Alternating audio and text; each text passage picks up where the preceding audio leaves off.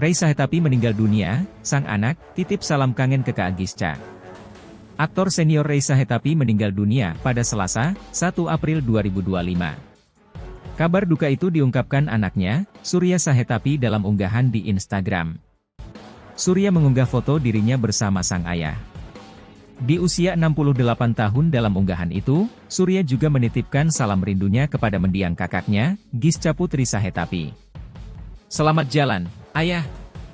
Rey Sahetapi. We always cherish the memories of our time with you. Titip salam cinta dan kangen ke Kak Gisca.